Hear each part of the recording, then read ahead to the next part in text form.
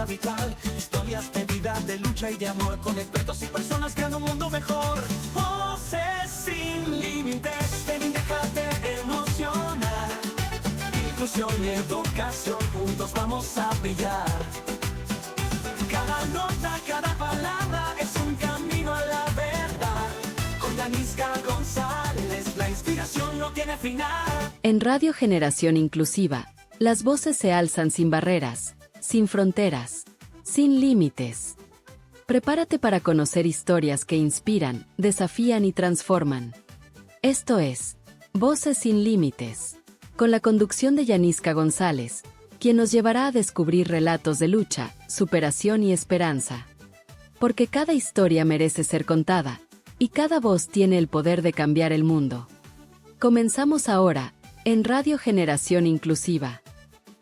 Desde los 6 meses de edad puedes comenzar con la práctica de las actividades en nuestro proceso de estimulación del habla de nuestro hijo que aún no habla. Recuerda practicar cada una de ellas de 1 a 2 semanas. ¡Saludos! Muy buenas noches, mi gente de Radio Generación Inclusiva. Feliz, bendecido, próspero, maravilloso y muy especial año 2025 para todos y todas ustedes. Sean bienvenidos a un nuevo episodio de Voces sin Límites. Este emocionante y primer episodio del 2025 que viene cargado de sorpresas. Pero, ¿qué hacemos aquí?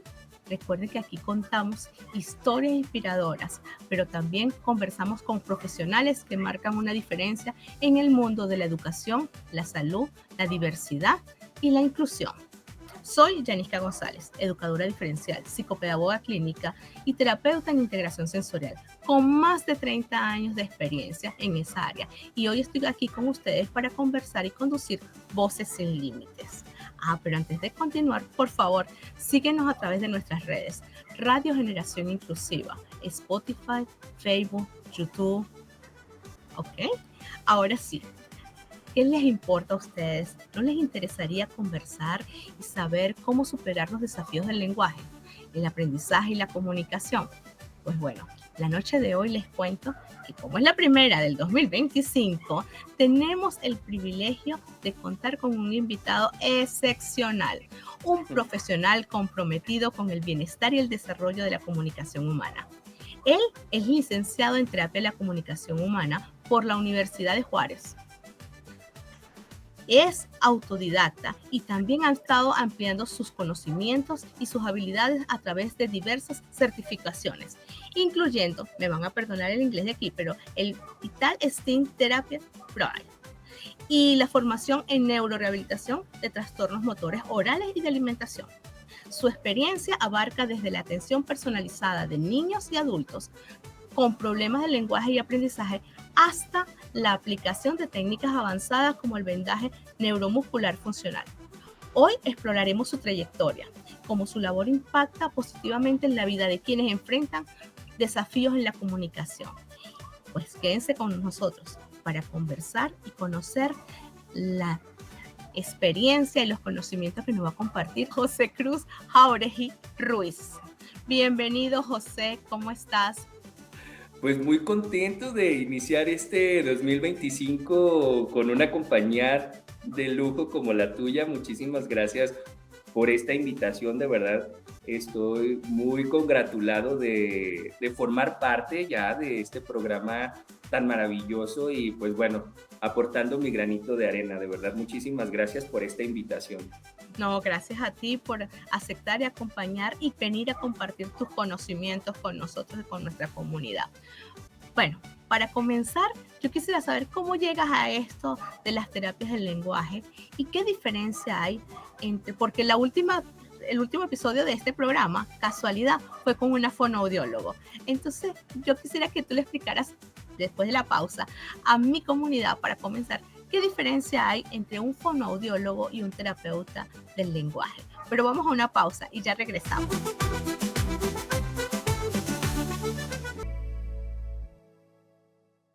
24 horas de tu música favorita. Estás en Radio Generación Inclusiva. Y regresamos con esta maravillosa conversación con José Cruz. José Cruz, nos quedó una pregunta en el aire y queremos saber esa diferencia entre el fonoaudiólogo y el terapista del lenguaje. ¿Existe alguna diferencia? Pues mira, ¿qué crees? Te voy a platicar un poco. Aquí en México somos, haz de cuenta, nuestro título profesional ostenta el título de terapeuta de la comunicación humana, pero somos mejor conocidos, digamos, en la sociedad como terapeutas del lenguaje. Porque vaya, finalmente eso es lo que hacemos. Nosotros lo que hacemos es trabajar en favor del incremento de las habilidades comunicativas de las personas que lo requieren. Te voy a explicar un poquito.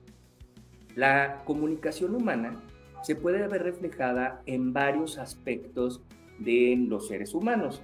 Se puede ver reflejada en el aprendizaje, en el lenguaje, en la audición, en la voz y el habla. Entonces, los que tenemos una cédula profesional y estamos certificados con estudios profesionales universitarios para rehabilitar las habilidades comunicativas, en México, en buena parte de Latinoamérica, somos conocidos como terapeutas del lenguaje, pero ¿qué crees? En otros países de Latinoamérica, como es el caso de Chile, como es el caso de Argentina, somos conocidos como fonoaudiólogos. ¿Y qué Pero crees? ahí te hago una pregunta y discúlpame pero, o sea, yo trabajé en Venezuela veintitantos de años, ¿verdad? Y también se ve la figura del terapeuta del lenguaje. De hecho, es Ok. como que hay una institución en Caracas que es la única. O sea, si tú estudias ahí, Ok, no sales terapeuta del lenguaje, ¿no? ok. Y yo veo que el trabajo, o sea, o por lo menos lo que yo infiero desde afuera, ¿ok? Es que el trabajo es como un poco distinto, ¿o no? Mira, te voy a contar mi experiencia. Tengo yo entendido y de acuerdo a lo que he platicado con otros profesionales de la comunicación humana en otros países, haz de cuenta que hacemos exactamente lo mismo. Somos profesionales encargados de rehabilitar o habilitar las funciones comunicativas. Tuve el privilegio de estar alternando mi trabajo con unas terapeutas, unas fonoaudiólogas de Argentina.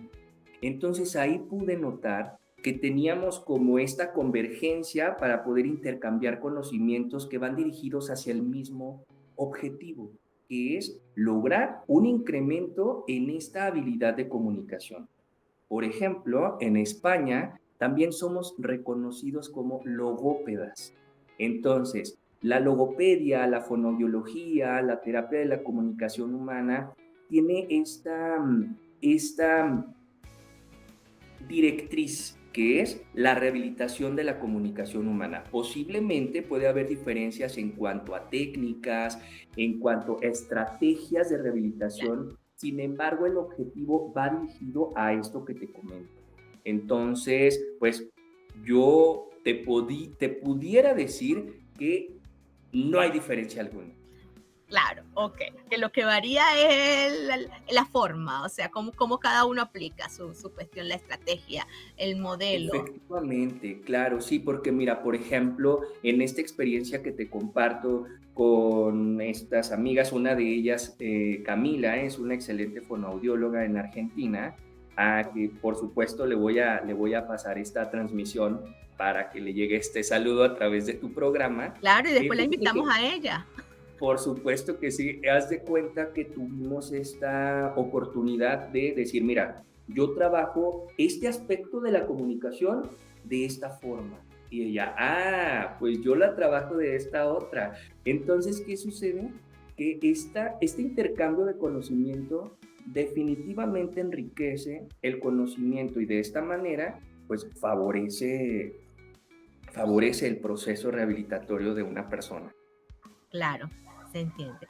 Mira, y otra cosa, ¿cómo llegas tú a la terapia del lenguaje, a la terapia, esta formación tan hermosa? Porque a mí me parece que todos los que estamos en esta área de rehabilitar, de trabajar en pro, es hermoso. Entonces, ¿cómo tú llegas a esto? Pues mira, te voy a contar una historia que es así como muy personal, pero con toda la confianza de que va a quedar aquí entre nosotros. De nosotros, entre México y Chile. Mira, cuando yo terminé la preparatoria, yo quería ser actor de teatro, pero mis papás pusieron el grito en el cielo porque dijeron, tú tienes que dedicarte a otra cosa. Mi papá quería tener un hijo enfermero y siempre decía que él quería que alguien de sus hijos, somos tres, que uno de ellos estudiara enfermería o se dedicara a la rama médica. Pues resulta que yo en ese entonces yo usaba tratamiento de ortodoncia y pues mi convivencia directa con los profesionales de la odontología Claro. me inspiró a estudiar odontología. Entonces, terminando la preparatoria, me meto a la escuela de odontología, pero ¿qué crees? Desde el primer día que pisé la escuela de odontología me di cuenta que no era mi vocación. Yo decía, es que, o sea, algo está pasando. Entonces yo no tenía claro, o sea, imagínate, a mis 18 años yo no sabía qué quería hacer de mi vida. Solamente tenía una cosa muy clara, que yo quería trabajar en favor de la salud de los niños. Eso sí lo tenía clarísimo, pero no tenía, ¿cómo te diré? No tenía claro cuál era mi camino en relación a la profesión, a la vocación. Pues, ¿qué crees? Mi hermana estudiaba en la Facultad de Psicología y Terapia de la Comunicación Humana, la licenciatura en Comunicación Humana. Entonces, ella me pedía consejos, me decía, oye, ¿cómo pudiera presentar este trabajo? Oye, ¿cómo harías tú, no sé, cómo desarrollarías tal tema en relación a lo que ella iba estudiando? Entonces yo a través de mi hermana conocí la labor del terapeuta del lenguaje. Entonces, cuando decido, después de 2 años de estar intentando en odontología, decido desertar de la carrera de odontología y me paso a la escuela a empezar a trabajar para ingresar a estudiar en la universidad la carrera de comunicación humana. Entonces, te confieso que los primeros semestres ya estando como estudiante de comunicación humana, yo seguía diciendo que quería ser actor de teatro, ¿eh? O sea, ya sí, esto no lo debería de estar contando, pero es aquí entre nos, ya sabes. Entonces, conforme fui avanzando en semestres, fui aprendiendo más cosas. En sexto semestre, más o menos ya como para cursar el tercer año de los 4 años y medio de carrera, tuve mi primer contacto con un primer paciente y me tocó, ¿qué crees? Trabajar para favorecer el sonido de la letra R. Esa fue mi primera experiencia como estudiante de la licenciatura de Comunicación Humana. Pero yo ya para a esos momentos de la universidad, yo ya tenía clarísimo que esa era mi vocación. Entonces, cuando termino la licenciatura, pues ya sabes, como muchos estudiantes, nos ponemos a pensar, ¿qué sigue? Claro. Entonces, ¿qué crees que pasó? Mi hermana, ya siendo ya en el campo laboral, no específicamente como terapeuta del lenguaje, pero sí en el ramo de la educación, me dice, oye, ¿qué crees? Fíjate que una persona de su trabajo necesitaba un terapeuta de lenguaje para su hijo. Pero yo, pues las únicas experiencias que tenía eran, pues, el servicio social, que en algunos países le llaman las prácticas profesionales, y pues ahí fue donde empecé. Empecé con un paciente y este paciente me buscaron para atender a otro niño y después a otro. Y haz de cuenta que durante 4 años, sin darme cuenta, empecé a tener muchos pacientes. ¿Y qué crees? ¿Dónde crees que los atendía? En tu casa. En la sala de la casa de mis papás, fíjate. Porque, como sabes, o sea, uno cuando empieza dice, bueno, pues al menos aquí en este momento.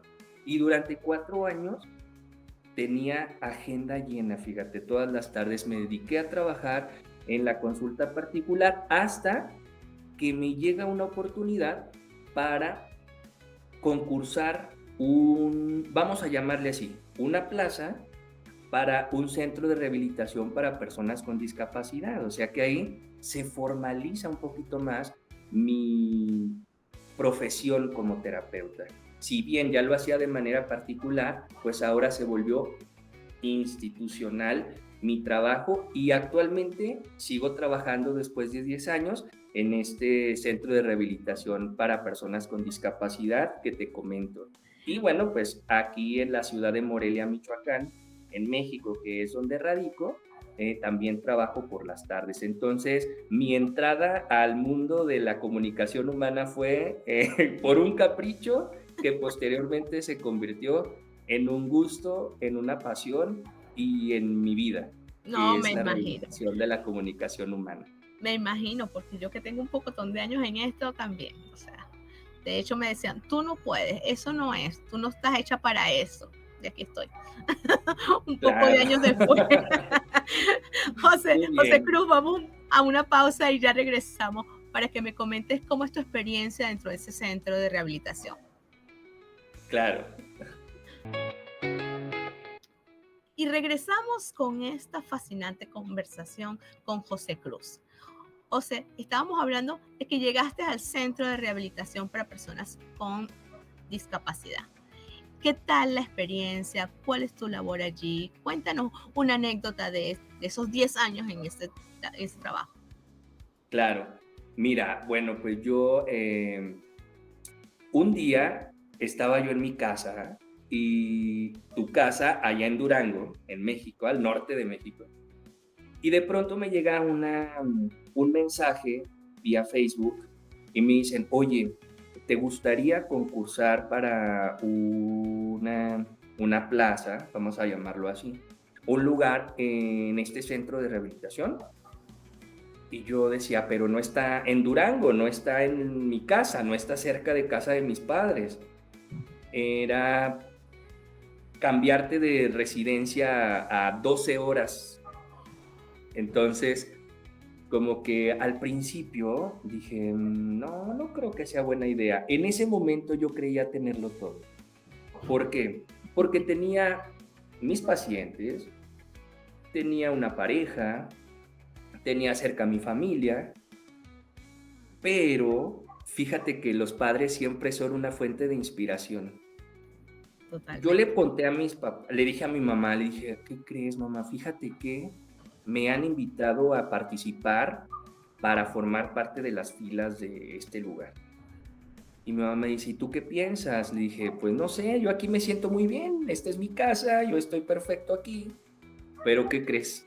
La espinita fue este comentario que me hizo mi mamá. Me dice, oye, si tú vas, con el simple hecho de ir a presentarte en ese lugar, tu papá se va a sentir orgulloso de ti.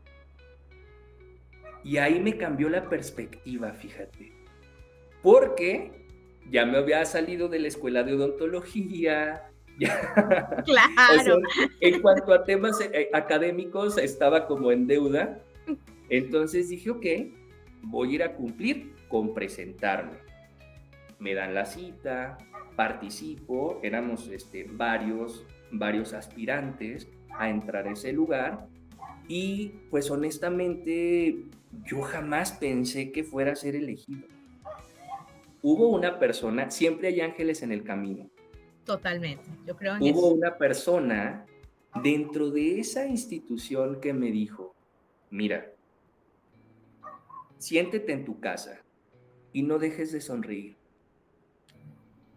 Y durante el proceso de la entrevista, no sabes cómo lo disfruté. Como sabes, en un centro de rehabilitación, para ingresar a trabajar de manera formal, pues te hacen exámenes de conocimiento, te hacen una serie de entrevistas entre varios administrativos, que fue así mi proceso. Posteriormente te dirigen con el director general del centro de rehabilitación, entonces pues es prácticamente un concurso. Claro. Es así como yo lo visualizo, en donde se pone a juego tus conocimientos, tus habilidades, donde te ponen a prueba para ver qué tan bueno eres en relación, ¿sabes a qué? A transmitir tu conocimiento, a transmitir ese deseo por lograr que una persona mejore. Es así como yo lo percibí. Entonces, pues al decirme, no dejes de sonreír, mira, yo me la pasé sonriendo en todo el proceso. Así me ponía nervioso y era cuando más sonreía. Entonces, así fue mi ingreso. Recuerdo mucho que el primer día todos los compañeros, porque has de saber que en este centro de rehabilitación estamos organizados por terapeutas físicos, terapeutas ocupacionales, terapeutas de lenguaje, psicólogos, médicos especialistas en el ramo de la rehabilitación. Y pues para mí fue una bienvenida maravillosa porque me recibieron, no sé si donde tú te encuentras coman chilaquiles. No. Ok, te explico. Aquí en México los chilaquiles es algo muy tradicional, es algo muy popular. Son tortillas Ok. bañadas en una salsa picante con crema y queso. Ok. Entonces, esa fue mi bienvenida y no sabes, yo me sentía realizado porque para mí fue un sueño. ¿Sabes qué fue el sueño? Primero, ser elegido entre varios candidatos a formar parte de esa institución. Y dos, formar parte de esa institución que aquí en México y en gran parte de Latinoamérica, pues es de renombre. Entonces, para mí ha sido una experiencia maravillosa porque, pues actualmente he cumplido ya 10 años en esta institución y pues han sido 10 años de muchos logros a nivel rehabilitatorio con respecto a los niños y pues esto me ha permitido aprender y desarrollarme en otras áreas muy importantes dentro de la rehabilitación de la comunicación humana. ¿Como cuáles Entonces, áreas? ¿Como cuáles áreas te ha permitido desarrollar?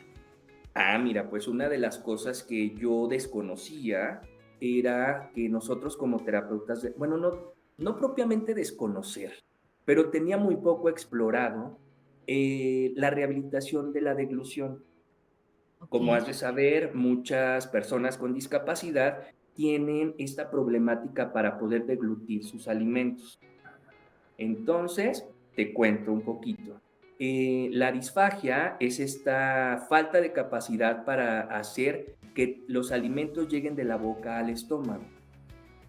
Entonces, nosotros, como terapeutas de la comunicación humana, trabajamos en favor de este proceso para que el niño o la persona que lo requiera tenga mecanismos para poder generar un proceso de masticación y un proceso de deglución para que pueda nutrirse. Entonces esa es una de las áreas que para mí me ha interesado bastante seguir aprendiendo y seguir conociendo formas, porque imagínate un día despertarte y no poder tragar tus alimentos. Entonces imagínate el reto para una persona que padece esta situación y por otro lado, tener la satisfacción de poder ayudarlo a lograr este proceso, pues es de verdad Claro. maravilloso. Entonces, otra de las cosas en las que he incrementado mis conocimientos y que es algo que también me fascina, es en el proceso de la estimulación del habla, que es para mí de verdad una puerta que me ha permitido abrirme a otros campos y a conocer personas maravillosas como tú y tu programa. Entonces, eso es una de las cosas en las que me he especializado más. Y por supuesto, alrededor de todas estas disciplinas hay diplomados, hay certificaciones accesorias que permiten nutrirte en conocimiento con respecto a estas dos disciplinas que te menciono. Sí, no, claro. Entiendo lo complejo y lo fascinante al mismo tiempo que es esta área, ¿ok? Porque, o sea, yo trabajé también un centro, ¿verdad? Un instituto de educación especial en Venezuela, donde fui directora, y teníamos estudiantes con necesidades educativas permanentes, tipo moderado, ¿verdad? Y que más de uno tenía esta condición. Y bueno, obviamente son los especialistas los que se encargan ya de esa parte, pero sé lo complejo que es y la satisfacción que uno como especialista, como terapeuta, cuando lo logras, ese es el pago, realmente. Entonces, entonces, pero ahora vamos a esa parte donde, señores, donde yo lo conocí, ¿verdad? Como influencer en la estimulación temprana, en esos tips. Cuéntame cómo llegas a estas redes para llegar a esta estimulación temprana. Ajá, ¿cómo nos das esa, cómo llegas a las redes sociales? ¿Qué te motiva a ti a decir, bueno, ya, yo voy a ayudar, ya no solamente acá donde hago, en la consulta privada, ya no solamente es en el centro de rehabilitación, ahora quiero traspasar un poco la barrera de los dos lugares donde estoy y bueno, traspasaste la frontera. ¡Uf! Te fuiste. Ahora, cuéntanos un poco eso. Pues mira, tú has de entenderme muchísimo por lo que te has dedicado. Siempre el deseo en querer ayudar al otro es grande, a veces te rebasa, pero hay que saber cómo hacerlo.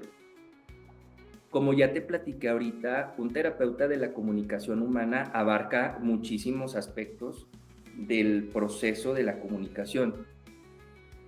Porque comento que hay que saber cómo ayudar a las personas, porque no se puede todo. Claro, tenemos un trabajo, tenemos una vida, tenemos un sinfín de cosas. Sin embargo, el saber cómo es saber cómo utilizar tus recursos. Y para mí las redes sociales, fíjate que considero que son un buen recurso cuando sabemos cómo utilizarlos. ¿Por qué?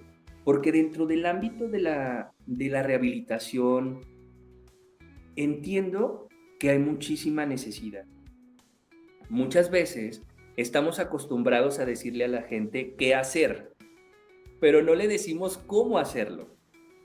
Entonces, yo he encontrado en la estimulación temprana una forma muy sencilla, vamos a decirlo, voy a cambiar la palabra, una forma práctica de poder transmitir estrategias que se pueden aplicar desde casa para que los papás puedan, o los cuidadores, puedan trabajar en favor de este proceso de adquisición del habla.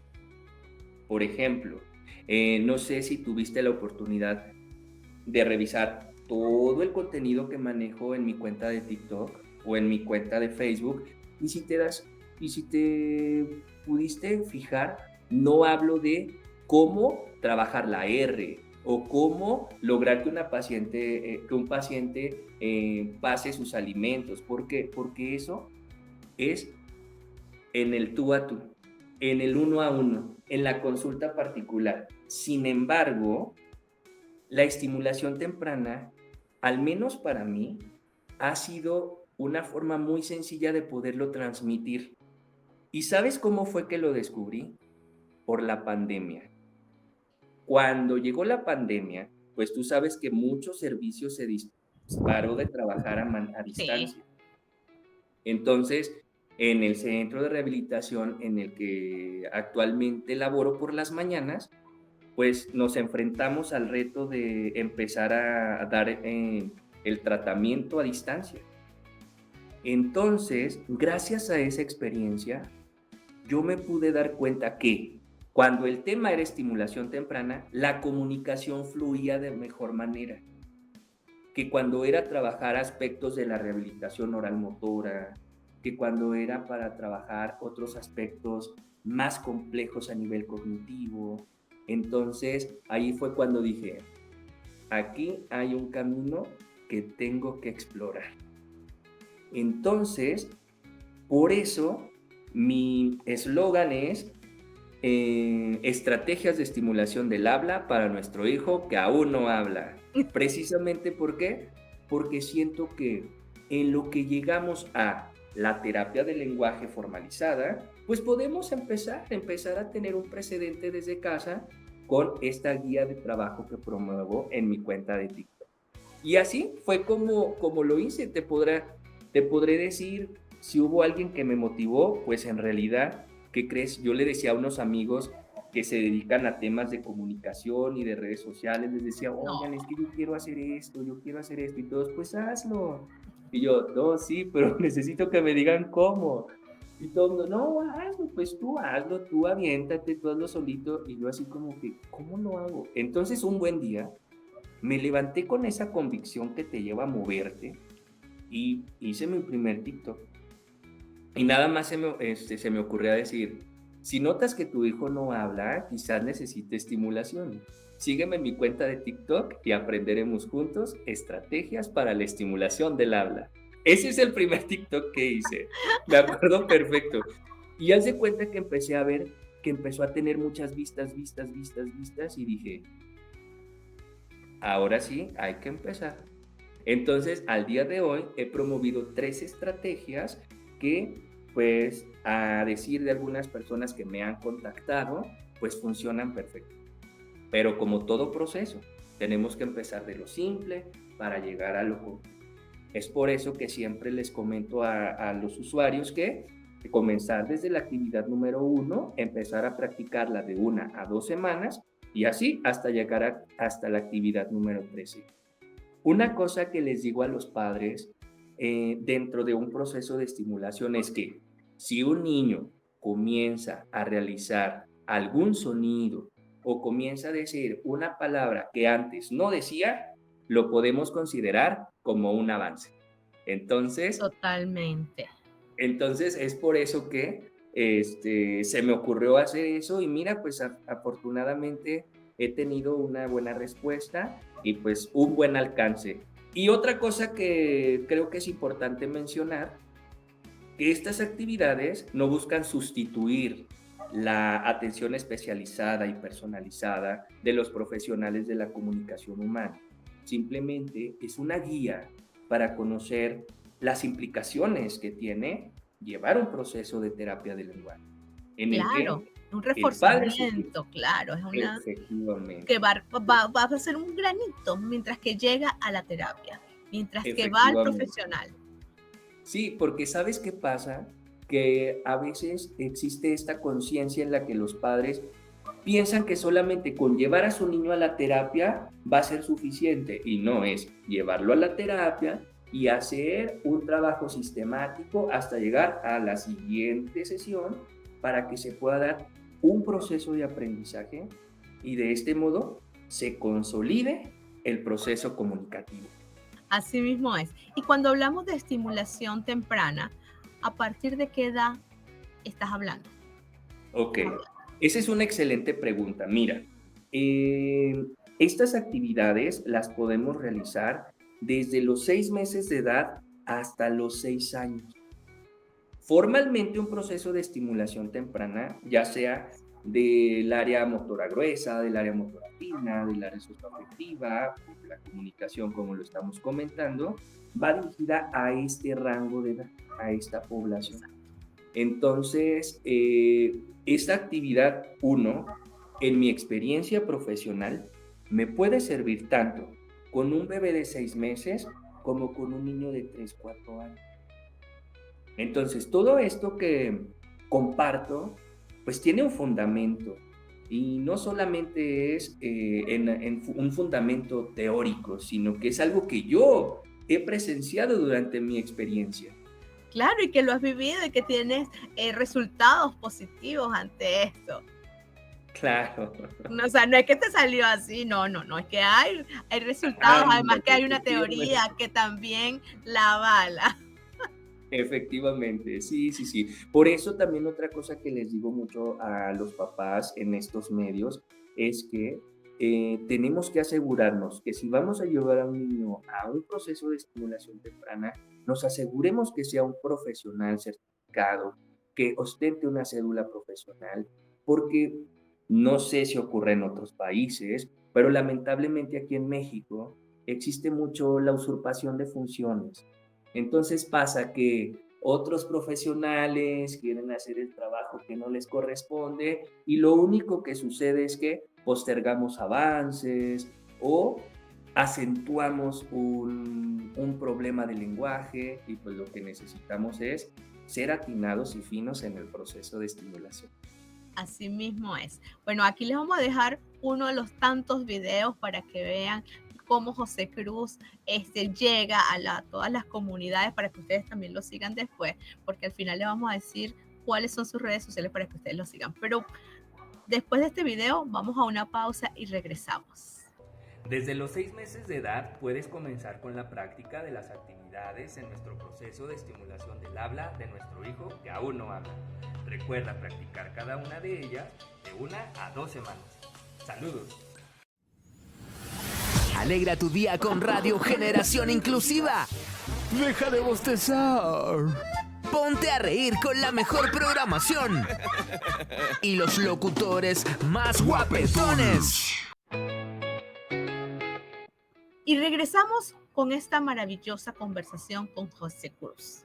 José Cruz, que es terapeuta del lenguaje, señores, por si acaso llegaron tarde y no saben de lo que estamos hablando. Estamos hablando de este profesional que a través de sus redes sociales da tips, estrategias, ¿verdad?, para la estimulación de la comunicación, del habla, del lenguaje, y que hoy está conversando con nosotros, bueno, dándonos cualquier cantidad de información. José Cruz, si yo como mamá, ¿verdad?, quiero, o sea, estoy preocupada, ¿en qué momento me debo preocupar porque estoy viendo algo raro en mi niño, o que no habla bien, o que la gente, porque por lo menos no sé en otros países, pero sé que el venezolano, ok, aunque yo vivo en Chile, pero soy venezolana, y el venezolano es muy intrépido, entonces te dicen, mira, ese muchacho no está hablando bien, habla mucho, no sé qué. Entonces a veces las mamás que son primerizas, uy, pero ¿cómo sabemos si es verdad lo que están diciendo los demás? O porque a veces los papás nada más entienden lo que dicen los niñitos y no lo entiende el resto de la sociedad. ¿Cómo saber que ya, bueno, que no es mingonería, que no es, sino que ya yo tengo que ir a un profesional, ¿verdad?, certificado, que me ayude con mi hijo? ¿En qué momento veo eso? Mira, qué bonita pregunta, ¿eh? Excelente. Mira, ¿qué sucede? El lenguaje lo vamos a repartir en dos momentos, ¿sale?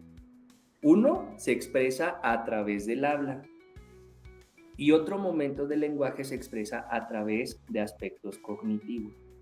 Entonces, si una mamá observa que su hijo no sigue una indicación, ese puede ser un signo de alarma. Si una mamá observa que al año de edad, no, imagínate, a los 6 meses de edad, el niño no balbucea, no emite sonidos, ese puede ser también un signo de alarma.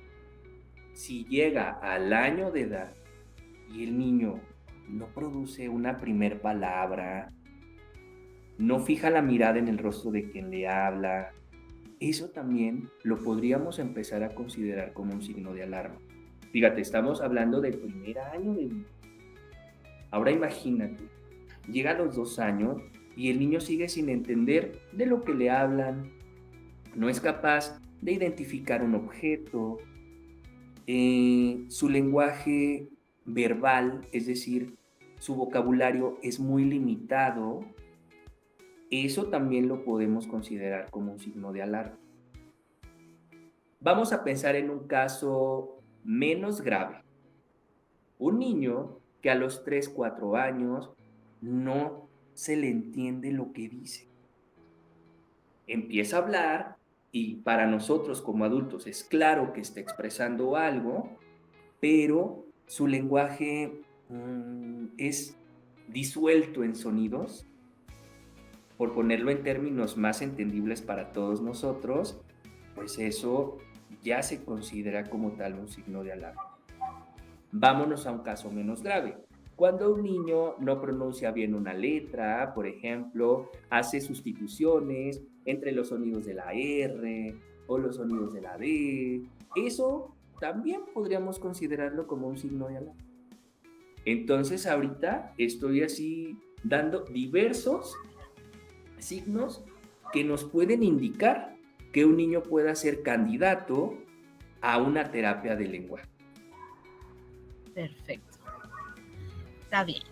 Cuéntanos alguna estrategia, ¿ok? Ahora para los docentes, porque ahora me voy a la otra plano, me voy a lo mío. Como docentes, vamos a irnos con los docentes de prebásica, párvulo, jardín infantil, ¿verdad? Los chiquiticos, que nos puede llegar algún nené donde se presenten alguna de estas características, que nosotros, porque los papás nos van a tener que llevar al terapeuta, pero que nosotros como herramienta, como estrategia podemos hacer dentro de las salas de clase? Mira, fíjate bien, una cosa que yo les digo mucho a los maestros, una manera en la que nos pueden apoyar bastante, bueno, al menos desde mi experiencia, te cuento un poco. El lenguaje y el habla se aprende a través de la imitación. Entonces, ¿qué es lo que imitamos? Todo lo que escuchamos y todo lo que observamos.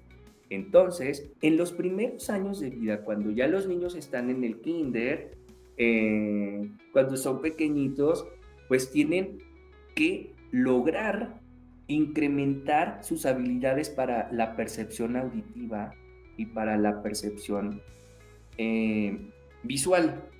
Entonces, los maestros nos apoyan bastante con actividades dirigidas a ¿qué? A lograr que un niño, 1, distinga los sonidos. 2, distinga entre un sonido y otro sonido. Pero nos vamos a ir a cosas básicas como que el niño identifique el sonido del pandero, el sonido de la guitarra, el sonido de la flauta. En estos primeros años de educación inicial, esa es una estrategia de estimulación que nos sirve bastante. Así como cantar, ¿verdad? Cantar. Porque las veces que yo trabajaba con niñitos chiquitos, era como cantar, como muchos juegos y canciones que tuvieran que mover muchísimo toda esta parte, por lo menos yo. Eso que mencionas es excelente. Mira, por ejemplo, que el niño distinga entre un sonido y otro y aprenda a hacer el sonido similar al instrumento que le estás mostrando.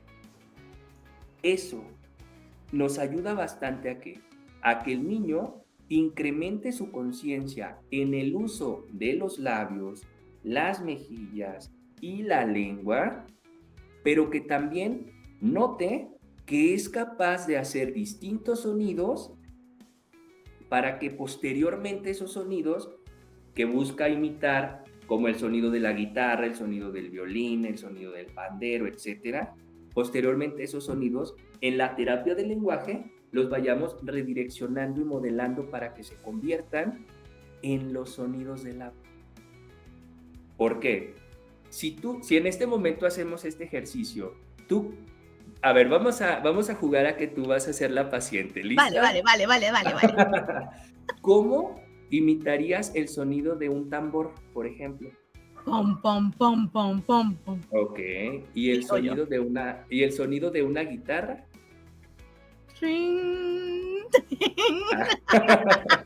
Muy bien, vas muy bien. A ver, y ahora el sonido de un violín. Excelente. Tengo que hacerlo hasta con mueca porque si no, no me sale. Perfecto. Fíjate, acabas de mencionar una implicación para imitar un sonido, las muecas.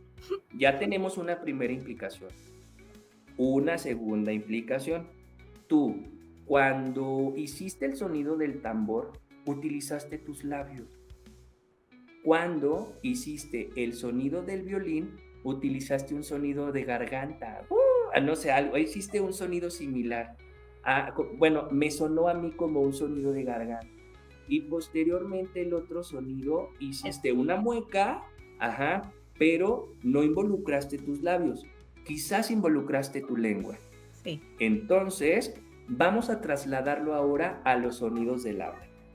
Ahí te va.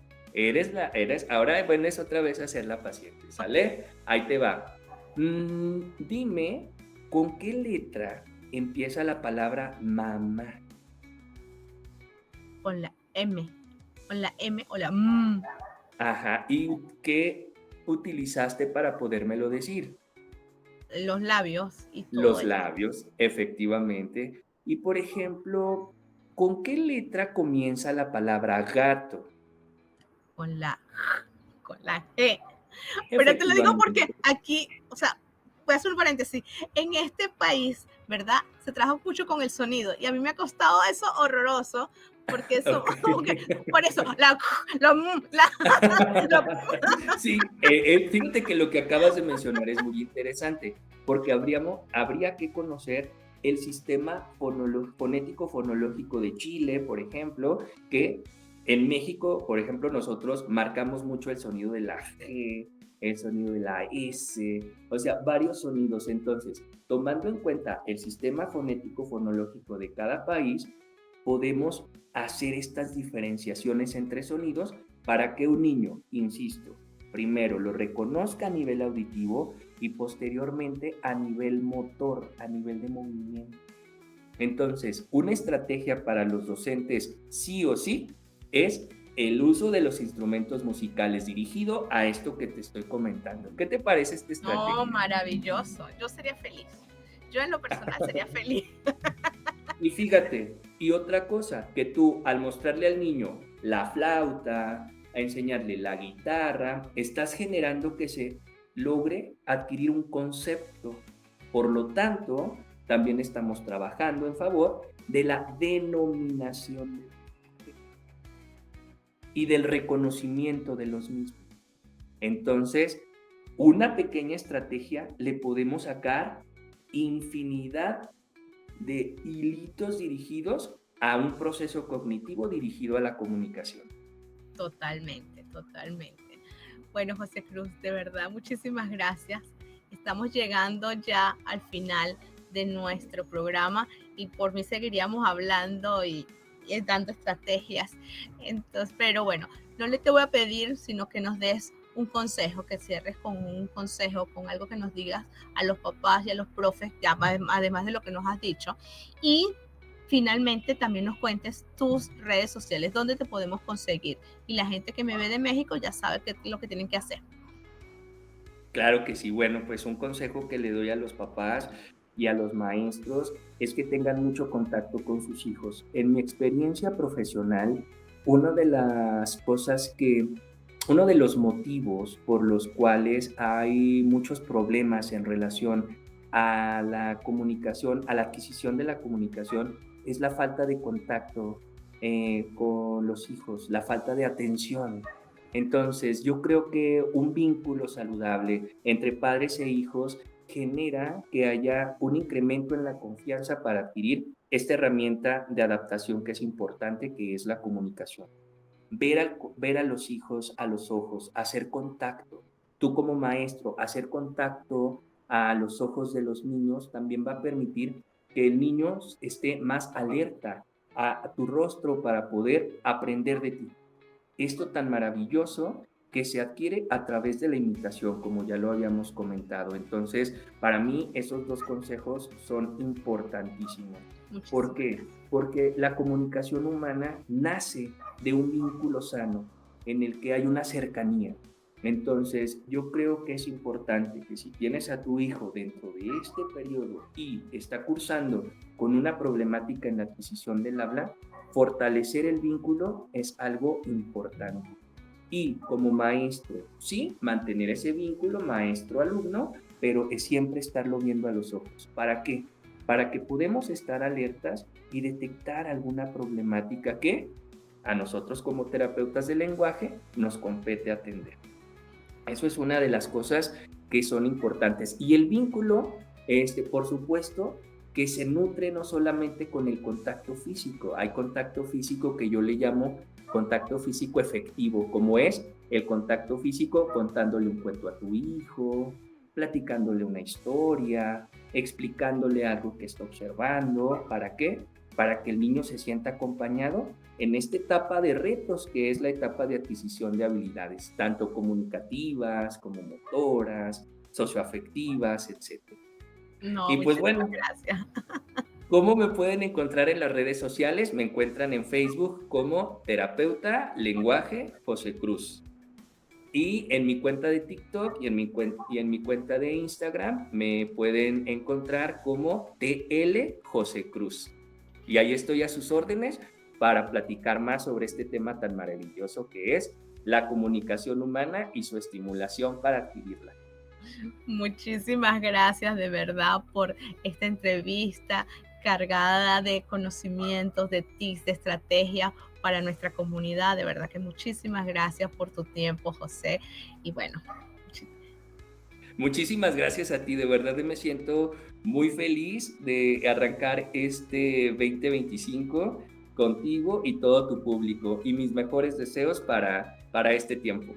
Muchísimas gracias. Bueno, y mi gente, si ustedes no pudieron ver este programa o lo vieron y les gustó mucho y lo quieren compartir con una mamá, con una profe, con alguna colega que ustedes saben que les va a interesar este tema que conversamos la noche de hoy, ¿qué van a hacer? Se van a ir a nuestra página web www.radiogeneracioninclusiva.cl o a través de nuestras redes sociales, Radio Generación Inclusiva, por Spotify, Facebook, YouTube, Instagram. Pero por favor, suscríbanse en YouTube para nosotros poder seguir creciendo como comunidad y seguir alzando voces y que nuestras voces no tengan límite. Feliz noche para todos. Nos vemos hasta otro próximo episodio. Muchísimas gracias. Chao, chao.